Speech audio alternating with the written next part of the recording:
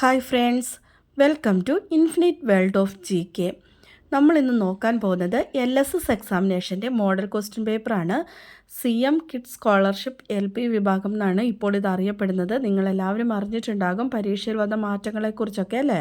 Paper 1-ൽ ഒന്നാം ഭാഷ മലയാളം, കന്നഡ അല്ലെങ്കിൽ തമിഴ്, ഇംഗ്ലീഷ്, ഗണിതം, പരിസര പഠനം, പൊതുവിജ്ഞാനം എന്നിവയാണ് ഉണ്ടാവുക. ഓരോ വിഷയങ്ങൾക്കും 10 മാർക്ക് വീതമാണ് ഉണ്ടാവുക. Total 50 mark. പേപ്പർ 1-ലെ ചോദ്യങ്ങളെല്ലാം തന്നെ വൺ വേഡ് ക്വസ്റ്റ്യൻസ് ആണ്. അങ്ങനെ ഓരോന്നിനും ഓരോ മാർക്ക് വീതം 50 മാർക്ക്. പേപ്പർ 2-ലെ വിഷയങ്ങൾ ഒന്നാം ഭാഷ മലയാളം, കന്നഡ അല്ലെങ്കിൽ തമിഴ്. അതിൽ 2 ചോദ്യങ്ങൾ ഉണ്ടാകും. എക്സ്പ്ലെയിൻ ചെയ്ത് എഴുതാനുള്ള ചോദ്യങ്ങളാണ് ഉണ്ടാവുക. രണ്ടിനും 5 മാർക്ക് വീതം. ഇംഗ്ലീഷിൽ നിന്ന് ഒരു ചോദ്യം ഉണ്ടാകും, അതിന് 5 മാർക്ക്. ഗണിതം അല്ലെങ്കിൽ മാത്സിൽ നിന്ന് 2 ചോദ്യങ്ങൾ ഉണ്ടാകും, രണ്ടിനും 5 മാർക്ക് വീതം, അങ്ങനെ 10 മാർക്ക്. പരിസര പഠനം അഥവാ EVSൽ നിന്ന് ഒരു ചോദ്യം, അതിന് 5 മാർക്ക്. അങ്ങനെ ആകെ 30 മാർക്കാണ് പേപ്പർ 2-ന് ഉണ്ടാവുക. പേപ്പർ 1-ൽ 50 മാർക്ക്, പേപ്പർ 2-ൽ 30 മാർക്ക്. അങ്ങനെ ആകെ ടോട്ടൽ 80 മാർക്കിൻ്റെ ചോദ്യങ്ങളാണ് ഉണ്ടാവുന്നത്. നമുക്ക് മലയാളത്തിൻ്റെ മോഡൽ ക്വസ്റ്റ്യൻ പേപ്പർ നോക്കാം. പേപ്പർ 1-ലെ മാതൃകാ ചോദ്യങ്ങളാണ് ആദ്യം നമ്മൾ നോക്കുന്നത്. ഒന്നാമത്തെ ചോദ്യം, അറിഞ്ഞിടുമ്പോൾ അറിയാം നമ്മൾക്കറിയാൻ ഒത്തിരി ബാക്കി. ഈ കവിതാശകലത്തിൻ്റെ അർത്ഥമായി വരുന്നത് ഏതാണ്? ഒന്നാമത്തേത്, അറിവ് നേടുമ്പോഴാണ് ഇനിയും ധാരാളം അറിവ് നേടാനുണ്ട് എന്ന് തിരിച്ചറിയുന്നത്. രണ്ടാമത്തേത്, ഓരോ പുതിയ അറിവും മറ്റൊരു അറിവിലേക്ക് നയിക്കുന്നു. മൂന്നാമത്തേത്, ഒരു വിഷയത്തെക്കുറിച്ച് പഠിക്കുമ്പോഴാണ് ഇനി അല്പം കൂടി മാത്രമേ പഠിക്കാനുള്ളൂ എന്ന് അറിയുന്നത്. ഇവിടെ ഏതൊക്കെയാണ് ശരിയായിട്ട് വരുന്നത്? ഒന്നാമത്തേത് ശരിയാണ്. അറിവ് നേടുമ്പോഴാണ് ഇനിയും ധാരാളം അറിവ് നേടാനുണ്ട് എന്ന് തിരിച്ചറിയുന്നത്. രണ്ടാമത്തേതും ശരിയാണ്. ഓരോ പുതിയ അറിവും മറ്റൊരു അറിവിലേക്ക് നയിക്കുന്നു. അപ്പോൾ നമ്മുടെ ശരിയായിട്ടുള്ള ഉത്തരം ഓപ്ഷൻ A ആണ്.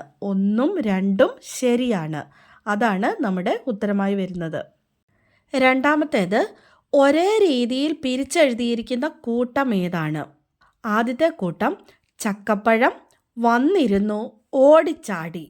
രണ്ടാമത്തേത് ചക്കപ്പഴം, അക്കരപ്പച്ച, ഓടിച്ചാടി. മൂന്നാമത്തേത് ചക്കപ്പഴം, ഓടിച്ചാടി, നീളത്തിലോടി. നാലാമത്തേത് വന്നിരുന്നു, ഓടിച്ചാടി, ബ്രേക്കില്ല. ഇതിൽ ഒരേ രീതിയിൽ പിരിച്ചെഴുതിയിരിക്കുന്ന കൂട്ടം ഏതാണ്? ഓപ്ഷൻ B ആണ്. ചക്കപ്പഴം, ചക്ക പ്ലസ് പഴം, അക്കരപ്പച്ച, അക്കര പ്ലസ് പച്ച, ഓടിച്ചാടി, ഓടി പ്ലസ് ചാടി. പിരിച്ചെഴുതുമ്പോൾ ഒരേ രീതിയിൽ വരുന്നത് ഓപ്ഷൻ B ആണ്. ആ ചേർത്തെഴുതിയ പദങ്ങൾ തന്നെ നോക്കിയാൽ നിങ്ങൾക്ക് മനസ്സിലാകും. എല്ലാത്തിലും വാക്കുകൾ ഇരട്ടിച്ചാണ് വന്നിരിക്കുന്നത്. ചക്കപ്പഴം ഇപ്പ, അക്കരപ്പച്ച ഇപ്പ, ഓടിച്ചാടി ഇച്ച, അങ്ങനെ വന്നിരിക്കുന്നത് കൊണ്ട് അവ പിരിച്ചെഴുതുമ്പോൾ ഒരേ രീതിയിൽ തന്നെ വരും. അടുത്തത് മൂന്നാമത്തെ ചോദ്യം, ഒരു കാട്ടിൽ ഒരു വികൃതി കുരങ്ങനുണ്ടായിരുന്നു. മറ്റു ജീവികളെ ഉപദ്രവിക്കുന്നതാണ് അവൻ്റെ വിനോദം. ഒരു ദിവസം കുരങ്ങൻ ഒരാനയെ കല്ലെടുത്തെറിഞ്ഞിട്ട് ഒറ്റച്ചാട്ടത്തിന് അടുത്ത് കണ്ട മരത്തിൽ കയറി. ദേഷ്യം വന്ന ആന മരം പിടിച്ചു കുലുക്കി. കുരങ്ങൻ പിടിവിട്ട് താഴെ വീണു. ഒപ്പം മരത്തിലുണ്ടായിരുന്ന തേനീച്ചക്കൂടും. കൂടിളകിയ തേനീച്ചകൾ കൂട്ടത്തോടെ കുരങ്ങനെ കുത്തി. കഥയിലെ കുരങ്ങൻ്റെ പ്രവൃത്തിയെ സൂചിപ്പിക്കുന്ന പഴഞ്ചൊല്ല് ഏതായിരിക്കും? ആദ്യത്തേത് നോക്കാം, പാത്രമറിഞ്ഞ് വിളമ്പണം. രണ്ടാമത്തേത്, ആനക്കാര്യത്തിനിടയ്ക്ക് ചേനക്കാര്യം. മൂന്നാമത്തേത്, പന്തിക്ക് മുന്നിൽ പടയ്ക്ക് പിന്നിൽ. നാലാമത്തേത്, കാറ്റ് വിതച്ച് കൊടുങ്കാറ്റ് കൊയ്തു. ഇവിടെ ശരിയായിട്ട് വരുന്നത് ഏതാണ്? നാലാമത്തേതാണ്. കാറ്റ് വിതച്ച് കൊടുങ്കാറ്റ് കൊയ്തു. അതായത് കുരങ്ങൻ ചെയ്ത തെറ്റിൻ്റെ ഫലം കുരങ്ങന് തന്നെ വലുതായിട്ട് തിരിച്ചു കിട്ടിയല്ലേ? അതാണ് അവിടെ ഉദ്ദേശിക്കുന്നത്. കാറ്റ് വിതച്ച് കൊടുങ്കാറ്റ് കൊയ്തു. അടുത്തത്, താഴെ കൊടുത്തിരിക്കുന്നവയിൽ ശരിയായ വാക്യം അല്ലെങ്കിൽ വാക്യങ്ങൾ ഏതാണ്? ആദ്യത്തേത്, നിങ്ങൾക്ക് താല്പര്യമുണ്ടെങ്കിൽ ഇക്കാര്യം ഞാൻ ആവർത്തിക്കാം. രണ്ടാമത്തേത്, നിങ്ങൾക്ക് താല്പര്യമുണ്ടെങ്കിൽ ഇക്കാര്യം ഞാൻ വീണ്ടും ആവർത്തിക്കാം. മൂന്നാമത്തേത്, നിങ്ങൾക്ക് താല്പര്യമുണ്ടെങ്കിൽ ഈ കാര്യം ഞാൻ ആവർത്തിക്കാം. ഇവിടെ ശരിയായിട്ടുള്ളത് ഏതാണ്? 1ഉം 3ഉം ശരിയാണ്. നിങ്ങൾക്ക് താല്പര്യമുണ്ടെങ്കിൽ ഇക്കാര്യം ഞാൻ ആവർത്തിക്കാം. മൂന്നാമത്തേതും അതുതന്നെയാണ് പറയുന്നത്. നിങ്ങൾക്ക് താല്പര്യമുണ്ടെങ്കിൽ ഈ കാര്യം ഞാൻ ആവർത്തിക്കാം.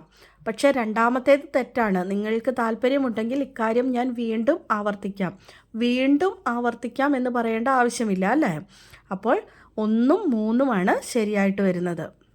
അടുത്തത്, ഓട്ട മത്സരത്തിൽ ഒന്നാമതെത്തിയ കുട്ടി തനിക്ക് ഏറ്റവും പ്രിയപ്പെട്ട അധ്യാപികയുടെ അരികിലെത്തി.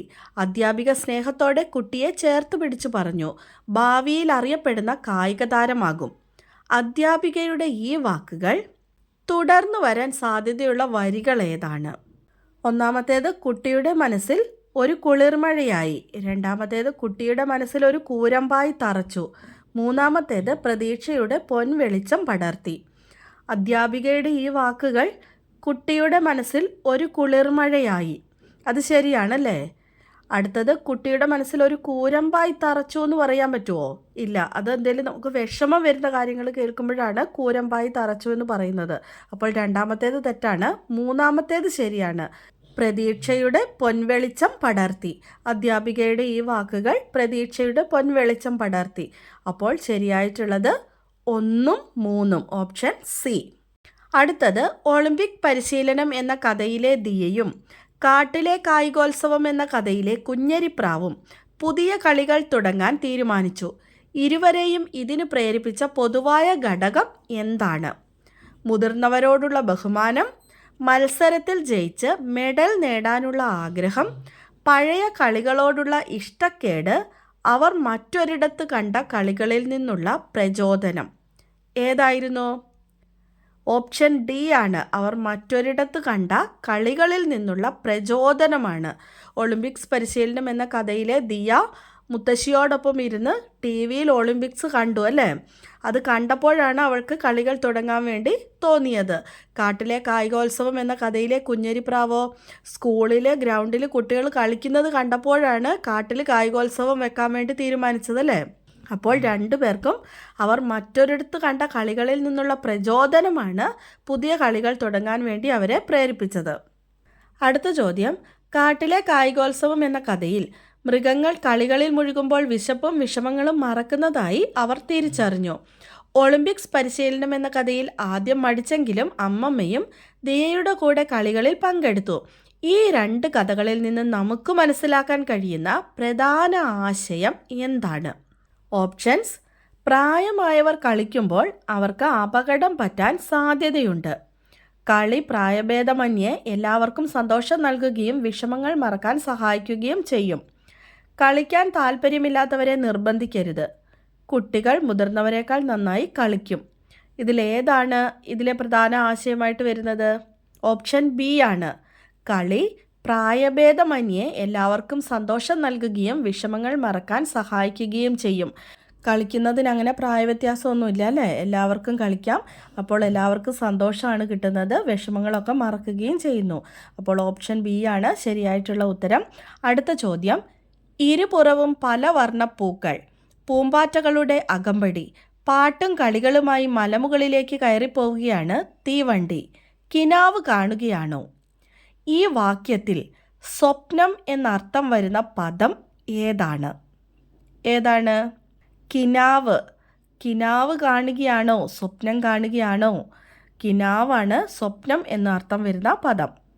അടുത്ത ചോദ്യം, ചിറകുമുളച്ച് എന്ന പ്രയോഗം ചേർന്ന് വരുന്ന വാക്യങ്ങളിൽ താഴെ പറയുന്നവയിൽ ഏതാണ് ശരിയല്ലാത്തതാണ് നമ്മൾ എടുത്തെഴുതേണ്ടത്.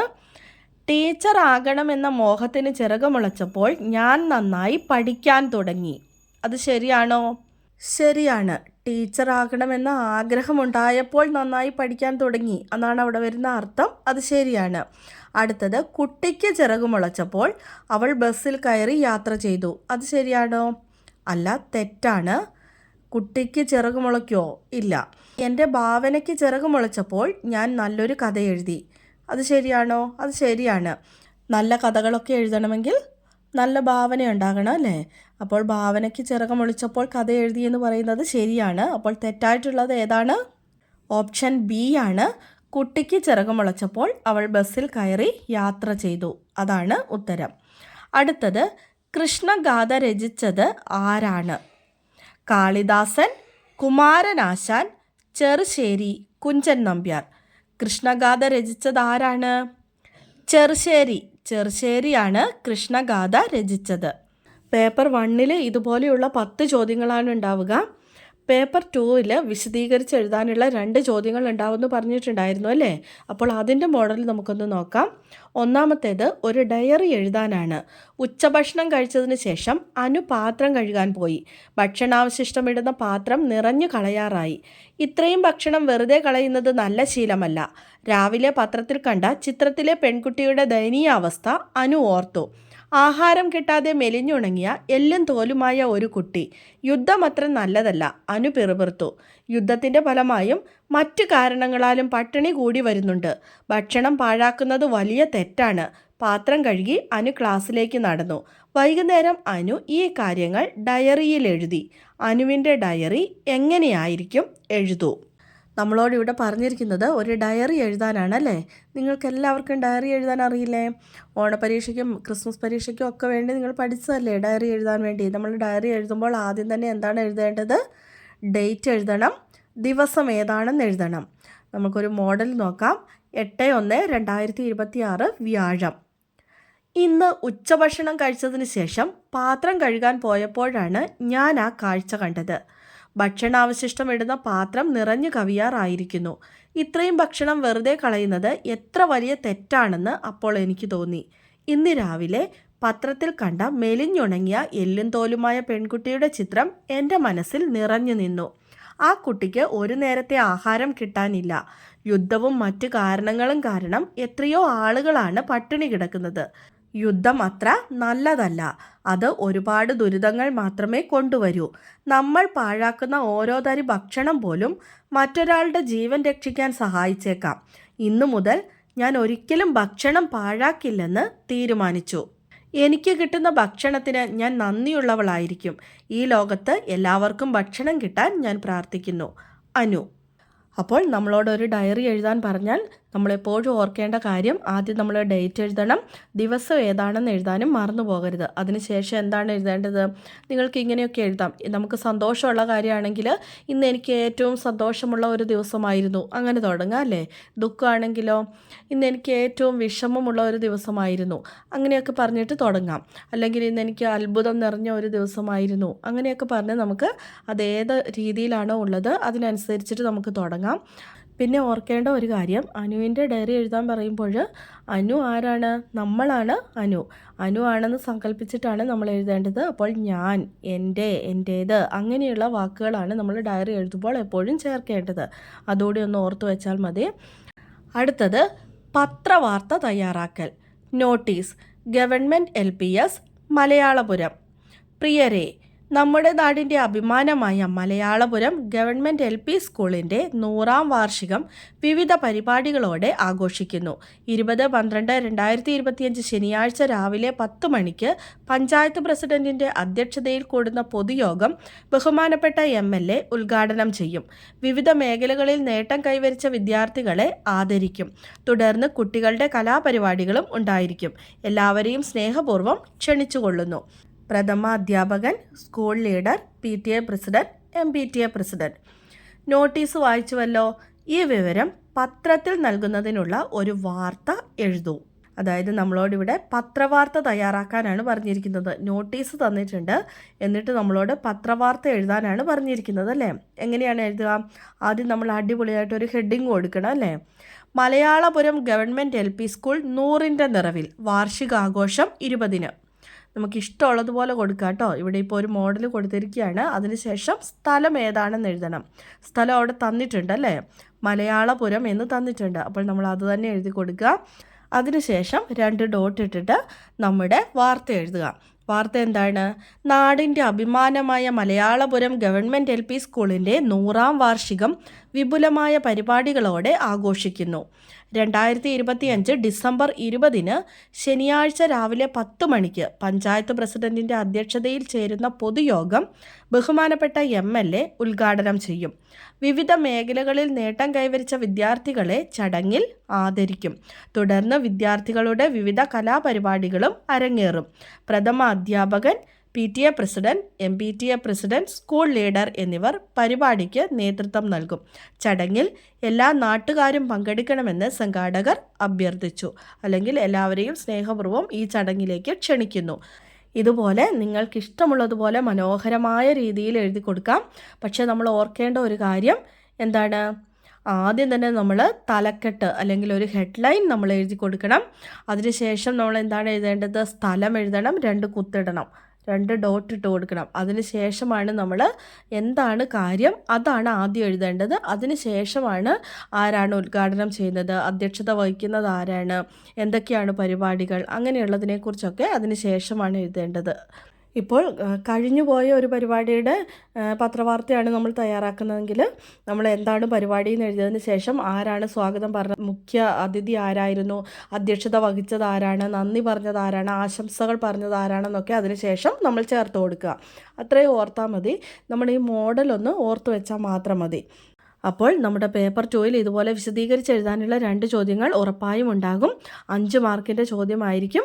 അതുപോലെ തന്നെ പത്രവാർത്ത തയ്യാറാക്കാൻ മാത്രമൊന്നും ആയിരിക്കില്ല ചോദിക്കുന്നത്. ചിലപ്പോൾ വാർത്ത തന്നിട്ട് നോട്ടീസ് തയ്യാറാക്കാൻ പറയും, കത്തെഴുതാൻ പറയും, അല്ലെങ്കിൽ പോസ്റ്റർ തയ്യാറാക്കാൻ ചോദിക്കും, ജീവചരിത്രക്കുറിപ്പ്, ആസ്വാദനക്കുറിപ്പ്, അങ്ങനെ ഏതെങ്കിലും ഒന്നായിരിക്കും, 2 എണ്ണമായിരിക്കും നമ്മളോട് ചോദിക്കുന്നത്. അപ്പോൾ എല്ലാത്തിൻ്റെയും ഒരു മോഡൽ നിങ്ങൾ പഠിച്ചു വെച്ചിട്ട് പോകണം കേട്ടോ. നിങ്ങൾക്ക് ഉറപ്പായും വളരെ എളുപ്പത്തിൽ തന്നെ എഴുതാൻ സാധിക്കും. അപ്പോൾ നമ്മുടെ ചോദ്യങ്ങൾ ഇവിടെ കഴിഞ്ഞിരിക്കുകയാണ്. അടുത്ത ദിവസം പുതിയ ചോദ്യങ്ങളുമായി നമുക്ക് വീണ്ടും കാണാം. Thanks for watching.